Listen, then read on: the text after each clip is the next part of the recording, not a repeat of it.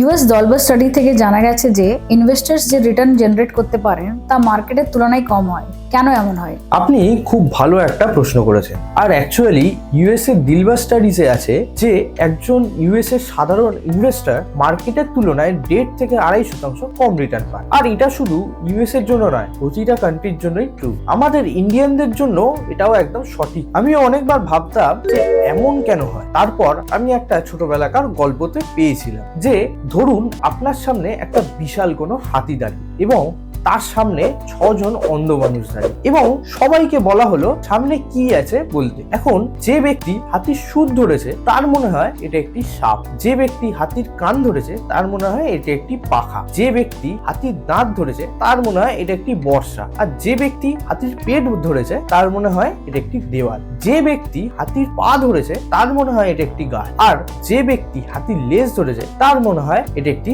দড়ি। এখন প্রত্যেক মানুষের নিজের আলাদা আলাদা দৃষ্টিভঙ্গি অনুযায়ী হয়তো ঠিক, কিন্তু কেউ সম্পূর্ণ সত্য জানে না। সিমিলারলি আমাদের এখানে কি হয় যে ধরুন HDFC flexicap fund, one of the most successful fund in our industry, 10 টাকা ন্যাফ ছিল আজ থেকে 30 থেকে 31 বছর আগে।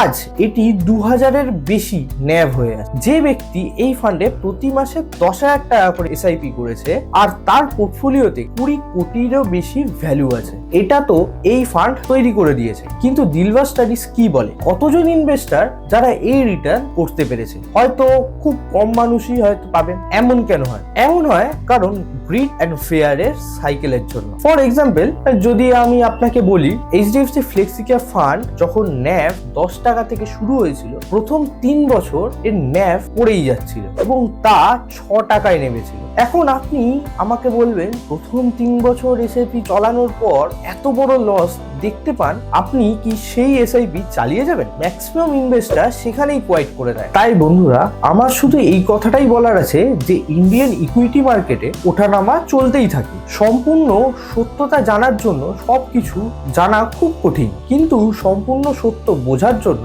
আপনাকে দীর্ঘ সময় ধরে বিনিয়োগ করতে হবে, তবেই আপনি রিটার্ন তৈরি করতে পারবেন। So basically I want to just say one more thing that আমরা এমফি থেকে বলি mutual fund investments are subject to market risk, read the offer document carefully before invest. আমি বলবো এটাকে একটু মডিফাই করে বলা উচিত, boss mutual fund investment are actually subject to behaviour risk. আপনি ইমোশনালি কিভাবে রিঅ্যাক্ট করেন সেটা আসলে ঠিক করে দেয় আপনি স্টক মার্কেটে শেষ পর্যন্ত কত রিটার্ন তৈরি করতে পারবেন। Mutual fund investments are subject to market risk. Read all scheme-related documents carefully.